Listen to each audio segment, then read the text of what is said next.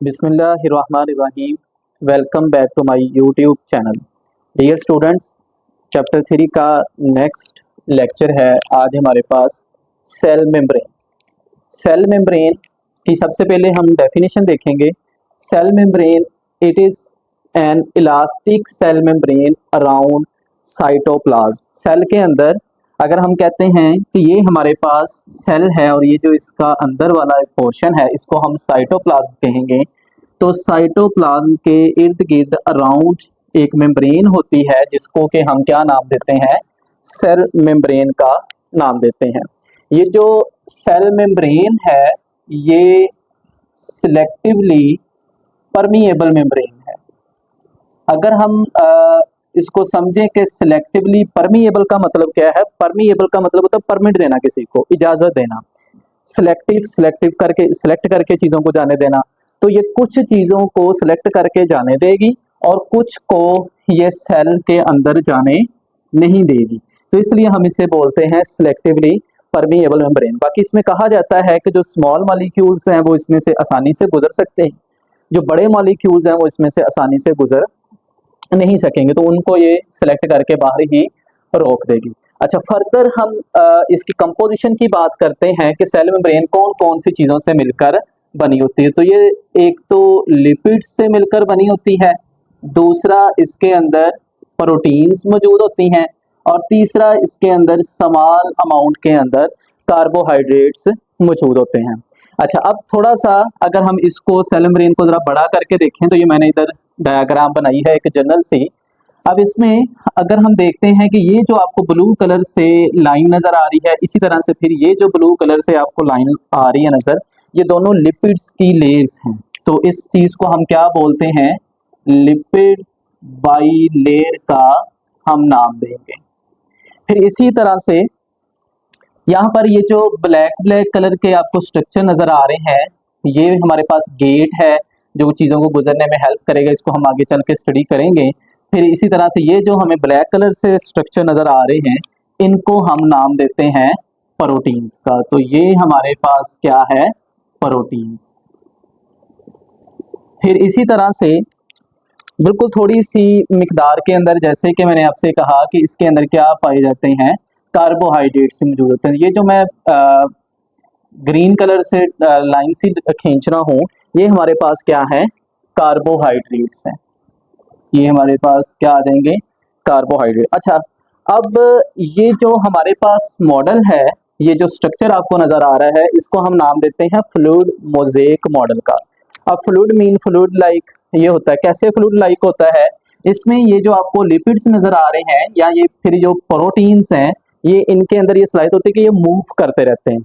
तो मोज़ेक कहते हैं मूवमेंट जिसके अंदर हो। तो फ्लूइड मतलब फ्लूइड, ऐसा फ्लूइड प्रोटीन और लिपिड्स का जो क्या कर रहा हो, मूव करता हो। तो इस वजह से हम इसको क्या नाम देते हैं, फ्लूइड मोज़ेक मॉडल का। तो हम इसको, मैं इसको स्टूडेंट्स को समझाने के लिए एक एग्जांपल देता होता हूँ कि जैसे हम कस्टर्ड बनाते हैं ना, तो कस्टर्ड के अंदर आप बहुत सारी चीज़ें डालते हैं। जैसे सबसे पहले समझे कि फ्रूट्स डालते हैं, तो इसी तरह से आप समझें कि ये जो हमारे पास प्रोटीन्स हैं वो अपने फ्रूट्स इसके अंदर डाले हुए हैं। और जिस तरह से अगर कस्टर्ड थोड़ा सा जब उसको फ्रीज किया जाए तो वो थोड़ा सा थिक हो जाता है, तो जिस तरह से अगर प्लेट में डाला आप थोड़ा सा हिलाएंगे तो पूरे का पूरा एक तरफ को हो जाएगा, फिर दूसरी तरफ को करेंगे तो वो उधर को होगा। तो जस्ट ये वैसा ही हमारे पास बन जाता है स्ट्रक्चर, जिसकी वजह से हम इसको क्या बोलते हैं, फ्लूइड मोज़ेक। फिर अच्छा, उसके बाद जब हम किसी के सामने सर्व करना होता है, अपने मेहमानों के सामने कस्टर्ड को, तो हम उसके ऊपर क्या करते हैं, हल्की सी टॉपिंग कर देते हैं। कोई आप कह लें कि पिस्ता वगैरह की या बादामों की, तो वो हम समझेंगे यहाँ पर हमारे पास क्या है, कार्बोहाइड्रेट्स हैं। अगर आप इस तरह से समझेंगे तो ये समझने के अंदर आपको फ्लूइड मोज़ेक मॉडल को समझने में आसानी रहेगी हमारे पास। फिर ये जो आपको यहाँ पर रेड कलर से इसके अंदर वाली साइड के ऊपर, लिपिड्स की दोनों लेयर्स के अंदर वाली साइड के ऊपर फाइबर से नजर आ रही हैं, स्ट्रक्चर से नजर आ रहे हैं, ये हमारे पास क्या है, कोलेस्ट्रॉल्स हैं। इन्हें हम क्या बोलेंगे, कोलेस्ट्रॉल। अच्छा, अब नेक्स्ट हम अगर फर्दर इसके बात करें तो ये जो हमारे पास लिपिड बाइलेयर है, जैसे कि मैंने कहा कि ये सेल मेम्ब्रेन है, इसको ही हमने बड़ा करके देखा, तो ये इसकी बाहर वाली साइड है। इसी तरह से ये वाली जो साइड है ये मैंने आउटसाइड लिखा है कि ये बाहर वाली साइड होगी, और ये जो है ये सेल के अंदर मतलब इन साइड वाली ये वाली साइड हमारे पास मौजूद होगी। अच्छा, अब अगर हम सेल मेम्ब्रेन की अंदर वाली साइड की बात करते हैं तो इसकी अंदर वाली साइड के ऊपर क्या मौजूद होता है, एक लिक्विड का स्ट्रक्चर मौजूद होता है जिसको हम क्या नाम देते हैं, साइटोप्लाज्म नाम देते हैं। अब ये जो हमारे पास साइटोप्लाज्म है ये किस तरह का होता है, जेली लाइक हमारे पास स्ट्रक्चर होता है, जैसे जेली नमा होती है थिक, या आप हनी लाइक भी इसको कह सकते हैं, जैसे हनी थिक होता है, तो उस तरह का ये साइटोप्लाज्म हमारे पास स्ट्रक्चर होगा।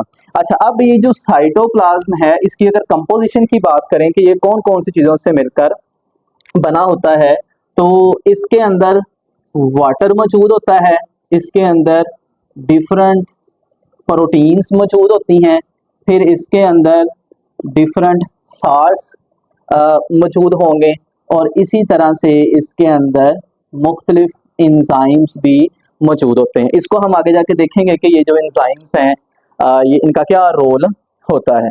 अच्छा, अब ये जो साइटोप्लाज्म है इसका हमारे सेल के अंदर काम क्या है, या इसका हम कह लें कि इसका फंक्शन क्या होगा। अच्छा, अगर बेटा हम इसके फंक्शन की बात करते हैं तो सबसे जो पहला इसका फंक्शन होता है कि ये हेल्प करता है ट्रांसपोर्ट ऑफ मटेरियल के अंदर, ये चीज़ों को एक जगह से दूसरी जगह ट्रांसफ़र करने में क्या कर रहा होता है, हेल्प कर रहा होता है। तो ये चीज़ें एक जगह दूसरी जगह कहाँ, मतलब सेल के अंदर ही एक जगह से दूसरी जगह मूव करने में साइटोप्लाज्म अपना रोल अदा करेगा। फिर ये मीडियम प्रोवाइड कर रहा होता है, तो बहुत सारे जैसे कि इधर हमने कहा कि साल्ट्स हैं या वाटर है या प्रोटीन्स हैं, इन्होंने मूव करना होता है या इन्होंने डिफरेंट फंक्शंस परफॉर्म करने, जैसे कि हमने पीछे इंजाइम्स की बात की, तो इनको अपने फंक्शन परफॉर्म करने के लिए और मूवमेंट करने के लिए ये मीडियम प्रोवाइड करता है, या आप सिंपल अल्फाज में कह रहे हैं कि ये सहूलत देता है चीज़ों को मूव करने के अंदर। फिर ये साइट है, जगह है जहाँ पर बहुत सारे मेटाबॉलिक रिएक्शंस हो रहे होते हैं।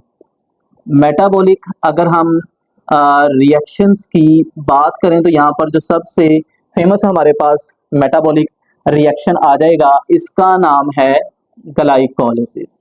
यहाँ पर एक बड़ा अहम प्रोसेस हो रहा होता है जिसको हम क्या बोलते हैं, ग्लाइकोलिसिस। ग्लाइकोलिसिस में क्या होता है, glyco mean glucose, lysis mean होता है ब्रेक डाउन या स्प्लिट करना। तो ग्लूकोज की इस प्रोसेस के अंदर हमारे पास क्या हो रही होती है, ब्रेक डाउन हो रही है। तो ग्लूकोज की यहाँ पर क्या हो रही होगी, ब्रेक डाउन हो रहा होगा, मतलब उसको तोड़ा जाएगा। तो ये प्रोसेस साइटोप्लाज्म के अंदर हो रहा होता है, उसके लिए भी ये जगह प्रोवाइड करता है। फिर इसी तरह से स्टोर, अब ये बहुत सी चीज़ों को क्या कर रहा होता है, अपने अंदर स्टोर भी कर रहा होता है। स्टोर की अगर हम बात करें तो ये अपने अंदर कुछ वाटर को भी स्टोर करेगा, या आप इसको इस तरह से भी कह सकते हैं कि ये अपने अंदर फूड को स्टोर करेगा, और जो कुछ वेस्ट होंगे जो सेल से बाद में रिमूव होना होता है उनको भी ये अपने अंदर क्या करेगा, स्टोर करेगा। अच्छा, फिर ये जो हमें साइटोप्लाज्म है ये लिक्विड लाइक होता है, और ये जो लिक्विड है इस लिक्विड को हम एक नाम देते हैं। इस लिक्विड का नाम क्या है, इसको हम नाम देंगे साइटोसोल। इसको आप एमसीक्यूज के लिए याद कर सकते हैं कि ये जो साइटोप्लाज्म के अंदर लिक्विड है इसको हम क्या नाम देते हैं, साइटोसोल का नाम देते हैं। और इसी के अंदर डिफरेंट चीज़ें पड़ी होती हैं जैसे कि राइबोसोम्स या बाकी चीज़ें इधर मौजूद होती हैं। अच्छा, एक एमसीक्यूज आपने याद रखना है सेल मेम्ब्रेन के हवाले से। जैसे कि हमने देखा कि ये फ्लूइड मोज़ेक मॉडल लाइक हमारे पास स्ट्रक्चर होता है एनिमल्स के अंदर या प्लांट्स सेल के अंदर, जबकि अगर बैक्टीरिया की हम बात करते हैं तो उनके अंदर ये वाला स्ट्रक्चर इस तरह से मौजूद नहीं होता। ख़ास तौर पर उसके अंदर ये जो कोलेस्ट्रॉल है ये मौजूद नहीं होगा। अच्छा स्टूडेंट्स, इसके अंदर अगर हम देखें तो ये हमारे पास क्या है, कार्बोहाइड्रेट है, और ये जो लेयर थी इसको हमने नाम दिया था लिपिड का। तो कार्बोहाइड्रेट जब लिपिड के साथ मिलते हैं तो एक कॉन्जुगेटेड मॉलिक्यूल हमारे पास बन जाएगा, और इस मॉलिक्यूल को हम नाम देंगे ग्लाइकोलिपिड का नाम देंगे।